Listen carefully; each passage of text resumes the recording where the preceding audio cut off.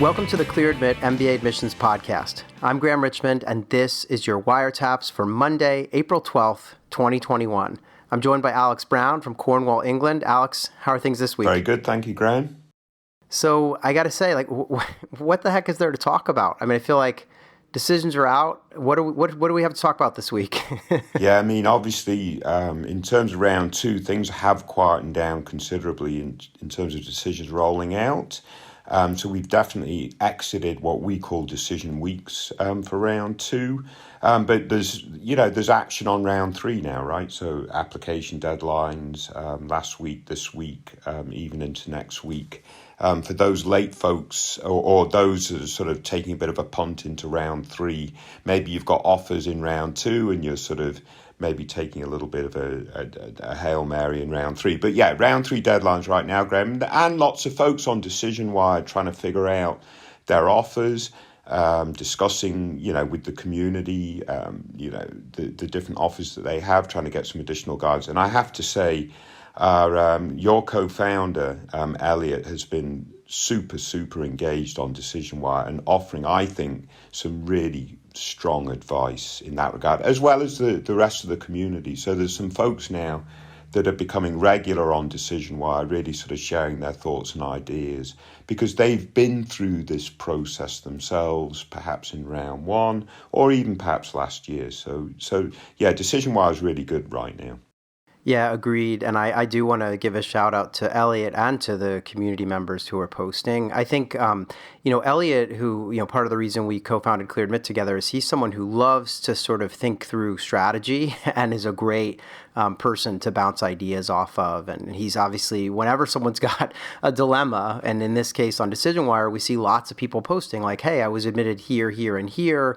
My spouse has a job here. I've got this much financial aid. Those are exactly the kinds of problems that Elliot loves to dig in on and try to help people solve. So there's a lot going on Decision Wire. And you're right, our community has really stepped up answering people's questions. And consequently, Elliot has more love now in our community than you do, Graham. I won't call it karma because that would be clearly stealing it from Reddit, but more love. We'll call it love. Yeah. I know. I need to get back on the site and post more to try to. We've got a little race going on now, so we'll see. We'll see. I will do my best over the coming week.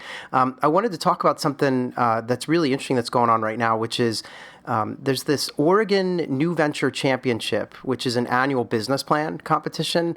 It's hosted by the University of Oregon's Lundquist College of Business.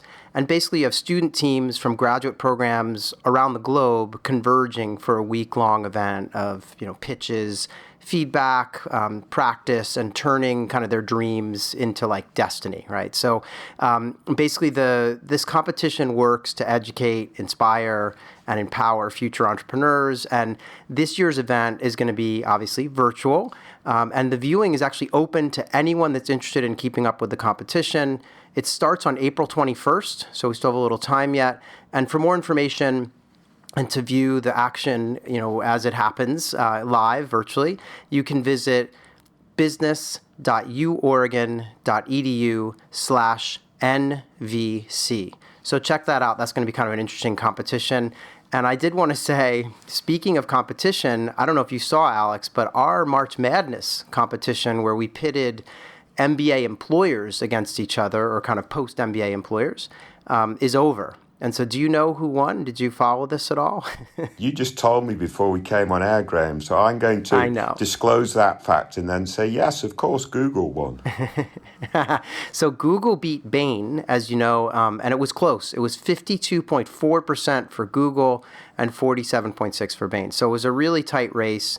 I thought it was a fun competition. I did think it was interesting to see that despite, increased interest in tech jobs, and despite Google winning, the whole competition, it was interesting that in the Final Four, you still had McKinsey, Bain, and BCG. So I feel like that's pretty reflective of what we see on the site. But, everyone talks about this rise of tech, and it's definitely there. But it was just kind of interesting to see those companies still hanging on in the Final Four, even though it was Google that prevailed. So fun stuff. Did you vote or you didn't get a chance? I didn't vote, full disclosure, but this whole rise of tech is a super, super interesting issue, Graham, right? So I know I'm going off on a bit of a tangent here, but we've had this discussion on Livewire in terms of will it be easier to apply next season versus this season? And lots of folks debating, including Elliot, who weighed in with a very thoughtful response, I thought.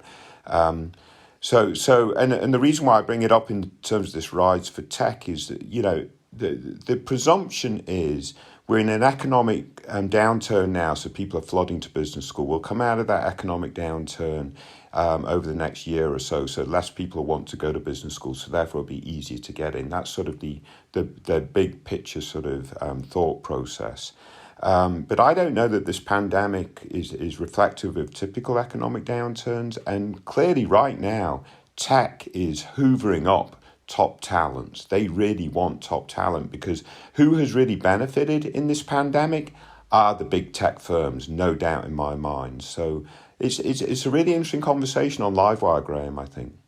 Yeah, and that I agree. And we actually even talked about it on Clubhouse when we did our kind of weekly MBA admissions meeting on the site, on the platform there. And it is, I'm fascinated. I really think that next year will be equally competitive to this year in terms of admissions. I don't see any other kind of path to, I just don't see it being easier, that's for sure. If anything, it could be harder. So it's going to be a challenge, I think. And the person that started the conversation on Livewire was basically, the context was, I've got an offer, but I think I can improve over the next 6 months should I leave the offer and come back as a reapplicant and sort of aim a bit higher. And a lot of conversation is basically saying, we think it's still going to be very tough next season, so why not take what you've got rather than take a punt on something different next season. Anyway, it's a great conversation. We talked about it yesterday on Clubhouse, which gives us not yesterday, sorry, last week. It is yesterday, but not when you're listening to this. We talked about it on Clubhouse. We had a really good conversation, frankly, on Clubhouse. I know, Graham, that we've only gotten a few folks attending our Clubhouse meetings so far, but I'm really enjoying those conversations and chatting directly with candidates.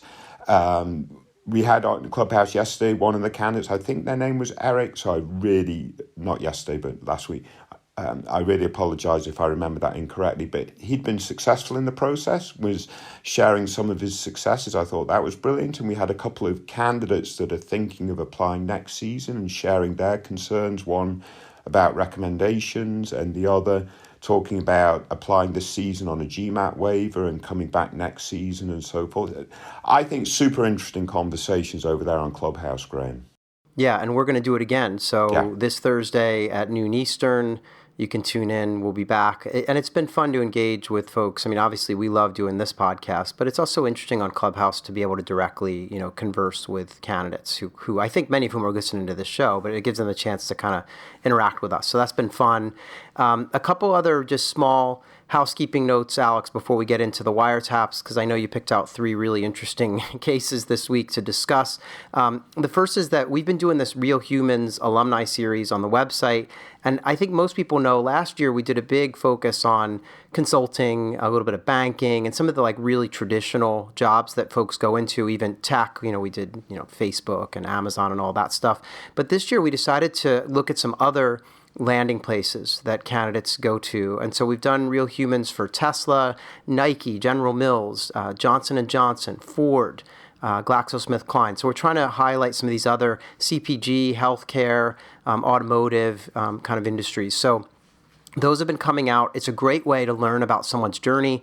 All the people that we profile have gone to a top MBA program and now landed at one of these companies and have been working there. So really interesting conversations we've had with those individuals, and those interviews are all posted on the website. So please check that out. We also did a piece about a candidate who reapplied to HBS and is a current student there now. So a successful reapplicant that ran last Friday. So definitely check that out. And then I did want to give a shout out to a one-off episode of the podcast that I recorded with Cassandra Pittman, who is a Columbia Business School MBA graduate, and she also worked in admissions at London Business School and then INSEAD for several years. And so we had a really interesting conversation about her career, her exposure to admissions at a couple of top schools, and, her attending Columbia. So lots of good stuff to check out and spend time, especially if you're sitting back with some offers, or, if you're starting to plan your early applications for next season. There's a lot of stuff to read and listen to from Clear Admit in the coming days. Alex, let's get into the wiretap stuff, but I did want to also mention we have an event, April 28th. So we got a couple of weeks here, but April 28th, we're doing an event about kind of post-MBA careers. And we've invited heads of recruiting from Bain and JP Morgan. And I actually think there's some other companies that are going to show up and do a kind of roundtable discussion about what those jobs are like. So you'll be able to sign up on the website. I'm kind of giving our podcast audience a heads up. It's not yet announced on our site, and you'll have to register, but it's going to be announced soon. And so, yeah, that should be fun. We haven't done a kind of career-oriented event before, to my knowledge, so that's going to be good stuff. Very good. So unless you have any other stuff for this week, I guess we can move right into our... Just one quick thing, because I know, again, before we came on air, you did mention that Cassandra runs a pretty interesting podcast. I didn't know if you want to give that a shout out. Yes, sorry. Yeah, that's a really good point. So Cassandra has a podcast called Power Done Differently. And, it's available on Apple and Spotify, everywhere else, just like this podcast. And, yeah, she just talks with female leaders, women who have done impressive things. But what she does is, rather than, tell the kind of hero's journey type stuff, she gets them to talk about, the bumps in the road and, why, where they've had great success, but also where things haven't gone so well. And they're really candid interviews. I will say sometimes they're kind of R-rated, so just FYI. I think her podcast actually has a little explicit warning because there's plenty of 4-letter words and stuff. But it's a really interesting approach, and yeah, so definitely give that a listen. If you enjoyed the interview we did with Cassandra, go check out her podcast too, for sure. Yeah, I haven't actually listened to the podcast, but it does sound really interesting. But the reason why I asked you to sort of mention it, Graham, is it sort of reminds me in terms of when candidates are really preparing their applications and really thinking about their story and so on and so forth. You really want to think long and hard about those bumps in the road and what you've learned from those bumps in the road to make you who you are today. And oftentimes those conversations will come up either through the essays and the written form of the application or through the interview, but you don't want to avoid them. These are really good learning opportunities, right? So I think a podcast seems like it'd be absolutely fascinating. Yeah, good point. There's nothing wrong with failure, and showing that you can learn from failure can be a gold mine when it comes to writing essays and demonstrating growth. So just don't fail too often. That's probably not a good thing. Or don't repeat the same failure. That's clearly not a good thing. Yeah, and avoid the last week I lost, $100 million for our company by, just avoid that. But in any event, all right, let's get into the wiretaps. I know you picked out 3 amazing candidates for us to go through. So this is wiretaps candidate number 1. So this is a decision wire post that we received, and the person does not know where to go to school. They applied to a nice list of schools. They applied to Berkeley, Harvard, Kellogg, NYU, USC Marshall, and Yale. And they're going to start school this fall. They would love to work in tech at a place like Apple, Facebook, Google, Tesla, or Twitter. Their GMAT score was a 720, and they had a 3.9 GPA. This candidate is from Latin America, and they noted that they're happy with their results, which are acceptances at Kellogg, NYU, and Yale. So they have 3 offers on the table. They did mention they were waitlisted at Berkeley. So that's kind of where they stand. Now, the reason that this candidate is interesting to talk about is not only, they have to make this choice between Kellogg, Stern, and Yale, but because they were featured on Wiretaps, I guess the podcast episode number 65, which was back in November of 2019. This was at the beginning, when we first started doing Wiretaps, I believe, Alex, and they wanted to know what we think now of their choices. And yeah, so I actually went back because I couldn't remember, and this is a long time ago. This is, a year and a half ago or something, right? So I went back and I listened to what we said, mostly because I was really worried that that maybe we had steered them in the absolute wrong direction or something. But it turns out that when they posted to ApplyWire and came on the show and were featured on the show, they had a list of schools that was much kind of lower ranking overall. They had a number of schools that were kind of what I would call more safety schools, and they had a slightly lower test score. And it turns out that our advice was, hey, if you're not applying for another year, maybe try to boost your GMAT score. And I think we said lots of nice things about their background, encourage them to kind of hone in on their goals a bit more and, aim higher, basically. And it seems that that's what they've done, and they walked away with 3 offers. So I like this, Alex. This is kind of good news, if you ask me. No, that's absolutely brilliant. I think it's also reflective of you being a little bit of a nerd and going back and reviewing this original wiretaps. I think that's absolutely brilliant, Graham, that you had the inclination to do that. I'm very excited about this. After you telling me that particular additional element of the story, I had a vague recollection that this might have been that same person, but absolutely fantastic. The person, like you say, was featured. I don't think we had any criticism. I think we really thought there's a lot of upside here. You're not aiming quite high enough, and like you say, if you have another year to wait, maybe you could try to boost a couple of elements too. And yeah, fair enough. Going from a 710 to 720 GMAT doesn't really make a whole heap of difference. He or she probably got very similar results with the 710, but absolutely brilliant, and so glad that they came back and posted, and we can feature them again. In terms of this dilemma, Graham, Kellogg, Stern, Yale, they're looking for a career in tech, product management, basically. I mean, Kellogg's got to be hard to beat here, wouldn't you think? Yeah, and they mentioned that, they're on the wait list at Berkeley, and some might say, oh, Berkeley's not bad either because of proximity to these companies. But they mentioned that they're not really as interested in Haas. So of the schools that they have an offer, with that being, Kellogg, Stern, and Yale, I have to agree. I think, Kellogg's, highest ranking school on their list and has a nice reputation with placements for these very companies. So I think it's a pretty simple choice.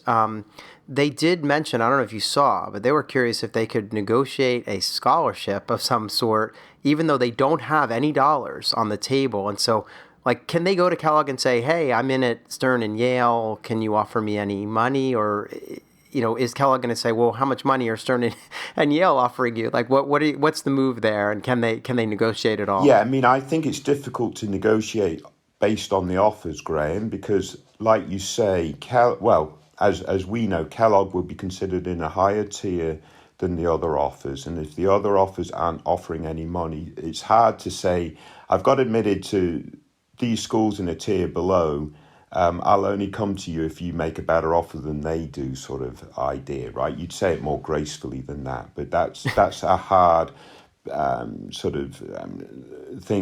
to accomplish. I think the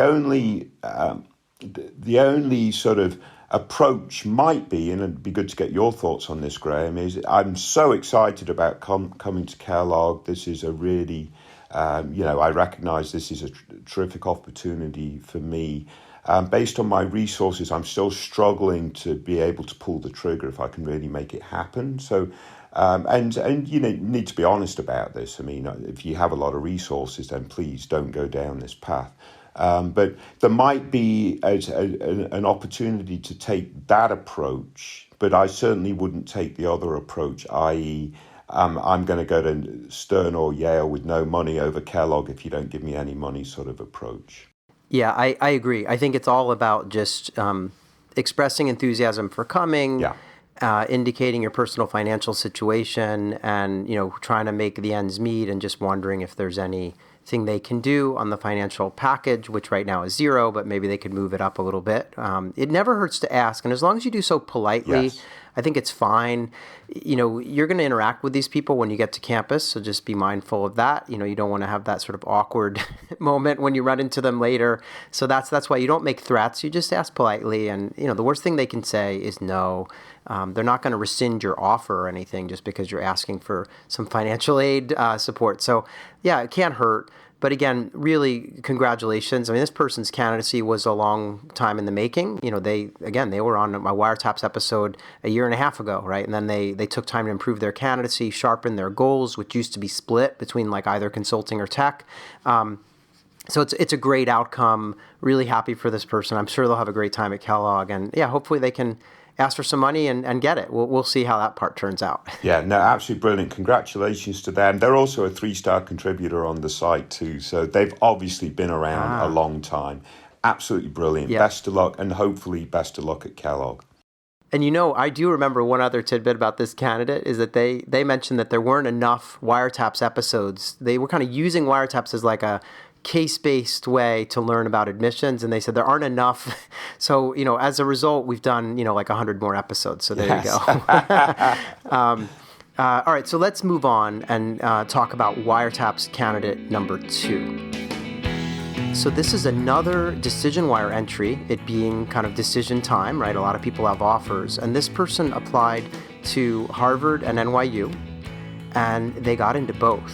The difference is that NYU Stern is offering them $100,000. It sounds like they don't have anything from HBS yet, although Harvard's aid is need-based, and so my suspicion is that they just don't know yet what that might be. Although, they don't say, so I'm not going to speculate too much there. They're supposed to start school in the fall. They want to work in tech. They listed Facebook and Google as a couple of target companies. GMAT score was a 710. And they indicate, and this is where everything goes a little haywire, Alex, they indicate their spouse will be attending Stern. And the question they ask is, am I crazy to turn down Harvard Business School for Stern? So I turn it over to you, and I know a lot of people on the site weighed in too, but what do you make of this situation? Yeah, I love this conundrum. Obviously, it's a very tricky situation and I think each person's sort of calculus and decision making is really going to be based on their personal circumstances. So your partner's in one school, you're in another, or whatever, and how you're going to manage that. Some folks will manage it very well. And as one of the commenters posted, it really depends on how strong this relationship is, and so on and so forth. And I think that's got to be very, very accurate. So they get 100,000 aid at Stern, and that's where their partner's going to. They don't know what they're getting out of Harvard, or at least we're speculating they don't know, because Harvard's all needs-based. So they could ultimately get a lot of money out of Harvard too, right? So I'd say look at this money, take the money out of the calculus for now. It's all about, your partners at one MBA program, you have the option of joining them at the same or going to one that's about 2 tiers above. So what are the ramifications of making that decision? In the long run, Graham, if you went to Stern because your partner's at Stern, you'd always have that, well, what if in the back of your mind in terms of your relationship. That could be a bit of a problem. But then on the other side, if you're both networking, and fully engaged in both of your sort of campus experiences, one or both of you is going to have to dilute that effort if you plan to see each other once in a while. So that's going to something else to sort of dial into the calculus. Then is it better to have 2 separate networks for both of you, or one sort of deeper network? So there's that in play. I think your first job out of the MBA, you're going to do well coming out of New York in the tech sector, Stern. You're obviously going to do very well coming out of Harvard. I think with Harvard, it's more the longer-term implications of this decision rather than the short-term implications. So there's no doubt in my mind you can go to Stern and get a great tech job coming directly out. And you can probably even do internships during your time at Stern within New York City tech or whatever it is, right? So lots of opportunity there. But I would think long and hard about the very long term, and does it make sense to have that Harvard brand, as well as think long and hard about the relationship, how strong it is, and the consequences related to that relationship. And that's basically what a lot of the site users have been contributing. Yeah, I think, as you say, several tiers separate these programs in terms of these small, obviously all these schools are fantastic that we talk about on this program, but, if you're looking at the little tiers within this top 25 kind of business school tiering, Harvard is a higher ranked school, et cetera. I guess, my first thought was, well, how much do you love your spouse? That's really, that's it. it's a tough thing, right? Because, one thing I want to mention is that Harvard's MBA program is really immersive. You can't kind of coast through it. It's because of the case method. You literally spend, I would argue, more time preparing for class and more time with your classmates getting ready for these case discussions. And so that means that if this person goes to HBS and the spouse is at Stern, it might be more incumbent on the spouse to come up to Boston, take the train or, grab a flight. And so, as you correctly pointed out, in both instances, I think that if they don't go to the same school, each of their experiences will be slightly diluted because they're going to have to go spend time with each other. Otherwise, if they don't spend time with each other, you run into a Black Monday scenario, which I don't know if you remember this from your days working at Wharton, but people always talked about the Monday after Thanksgiving as being called Black Monday. And that's when people came back from Thanksgiving break and had broken up with their partner who was not, who had not accompanied them to school. And this isn't necessarily husbands and wives, it could just be boyfriends and girlfriends. But there was this idea that, business school is so intense and it's such a pressure cooker that if the spouse isn't, with you, that things tend to go awry in different ways. You're not paying enough attention to the spouse, or you maybe find someone else to spend time with. There's lots of things that can go wrong. And so it can be challenging. The only thing I will say is that if both people are in business school, maybe it's easier, as opposed to like, oh, my spouse wants to stay back in New York and work. I'm going off to business school at Harvard. Then the spouse who's working expects kind of things to be as they were before, like you're going to be paying a lot of attention to them. Whereas if both are kind of immersed in an MBA program, maybe you can just put the relationship a little bit on autopilot, and cruise control, and you can both focus very intensely on your MBA studies, and then resume things later. But honestly, I'm no relationships expert. I'm way out of my depth. But I think this is a tough call. I think you are absolutely right that in the long term, there's might be some real brand value from an HBS degree. It's a tough call. I think Elliot, the co-founder of ClearAdmit, he was very much gave a pretty strong argument for both of them to just go to Stern, which I'm sure you read, right? So it's a tough call. It really is a tough call. I don't know. I don't have the answer. It's a tough call, but I would say you and Elliot are both experts in relationships because you're both with your original partners, which is absolutely fantastic. That's true. Several years later through MBA and everything. But I do think this is a really tough call. Whichever decision this candidate makes, they're going to own that decision and never look back. That would be terrific. They're both great schools. Yeah. So anyway, enough said there. We don't want to go out too far out on a limb with our relationship advice, but I think this is it's an interesting dilemma. So let's move on though and talk about Wiretap's candidate number 3. So this is an ApplyWire entry for a candidate who is actually applying to deferred enrollment MBAs at top schools. They're looking at Columbia, Harvard, MIT, Kellogg, Stanford, Booth, and Wharton. And they list the intake year as 2023 because they're just assuming, they're going to apply now and then they're going to work for a couple of years and then start if they get that deferred enrollment offer. They mentioned they've been, they're currently a student, right? They're an undergrad. And so they mentioned they've been doing a lot of kind of internship type stuff, and they've been already actually offered a job for post undergrad. in kind of a agribusiness division of a large corporation. This candidate is in India. They want to get into consulting after business school at any of the usual suspects like Bain, BCG, or McKinsey. The GMAT score was a 750, GPA 9.27, which in India it's on a kind of a 10 scale, so very good GPA. And they'd love to end up in the US after business school. And, as I said, they're applying to these deferred programs at all of the institutions I mentioned. So, Alex, this is an interesting one because we've talked a lot about deferred enrollment. And, I just want to turn it over to you and get your take on this candidate because they tick some of the boxes that you would expect one to tick. But I know we talked before we recorded and you had some concerns. Yeah, I mean, this candidate has a lot of potential, no doubt. Their numbers are outstanding. They've obviously done very well in college. They've got the right internships. They're involved at their college. And they now have their job going forward. They have a plan. They have their ideas. They know what they're going to do. So so on the surface, you'd be like, well, actually, this is kind of your ideal candidate for deferred admissions. But I just wonder, Graham, this candidate is part of an overrepresented population applying to business school, right?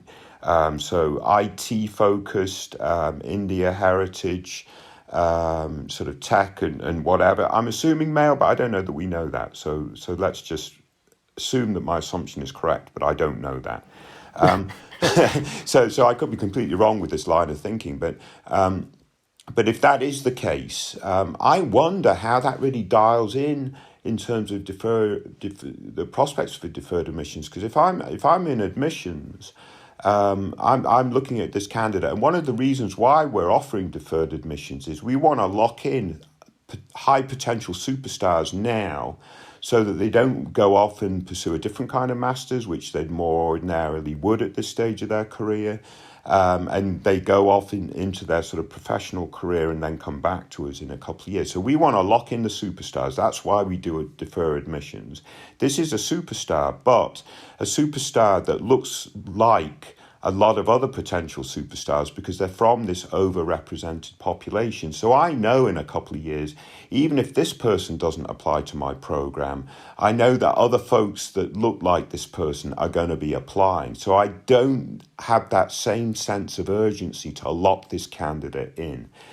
This is my concern with this candidate, Graham, but I don't know what you think about that sort of thought process.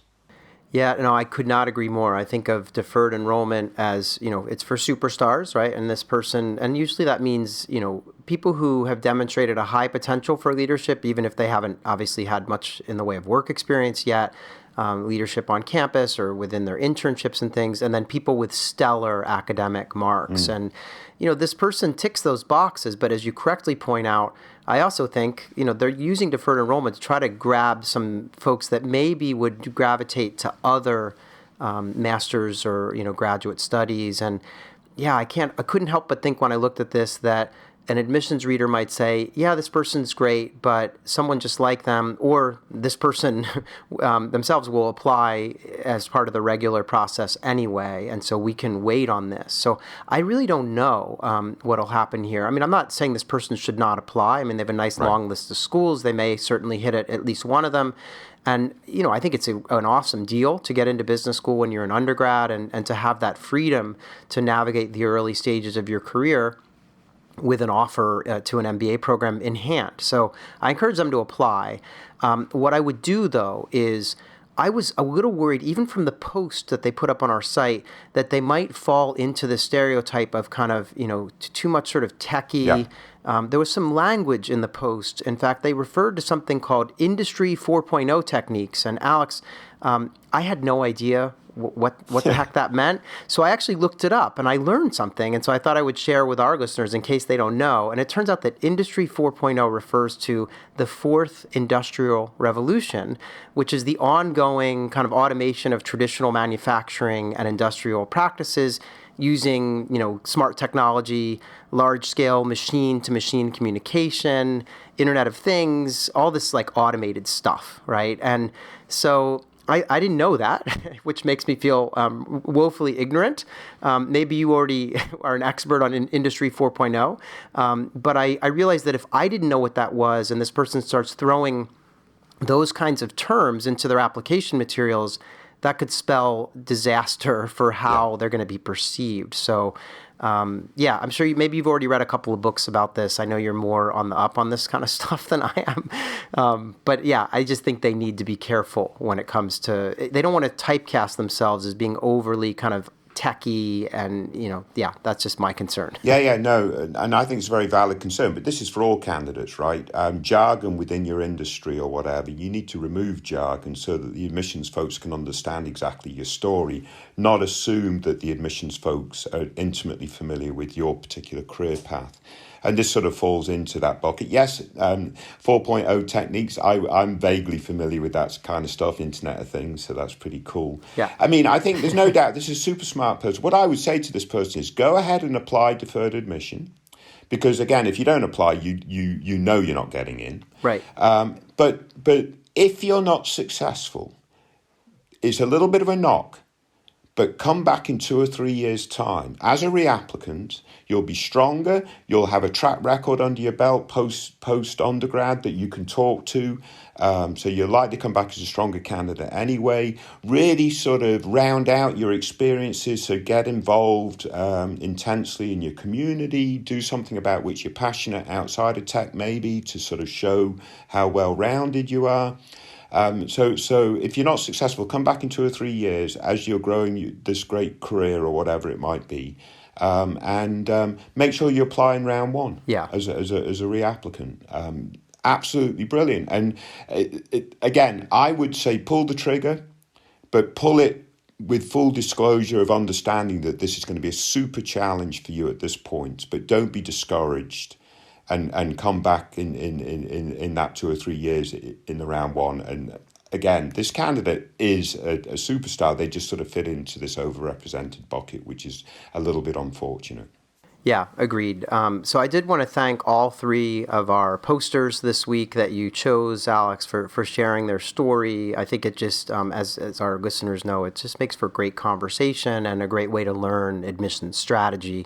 So thanks for picking them out, Alex, and I hope everyone, wish everyone the best of luck with their decisions and their marriages and everything else. But the other thing I wanted to say is, we haven't gotten any fan mail or reviews or anything for a couple of weeks now, and so you can always reach out to us at info@clearadmit.com. Send us an email. Tell us you hate the show, you like the show, whatever you want to say. Just communicate so we know, what to do next with episodes, and use the subject line wiretaps so that the message will get flagged and sent to Alex and myself. And please tell at least one person that you like about this podcast, or if you don't like the podcast, tell somebody that you don't like about it. So in any event, but thanks again, Alex, and I guess we'll be back in 1 week's time with another episode of the podcast. Brilliant. Thanks a lot, Graham. Stay safe, everyone. Good luck.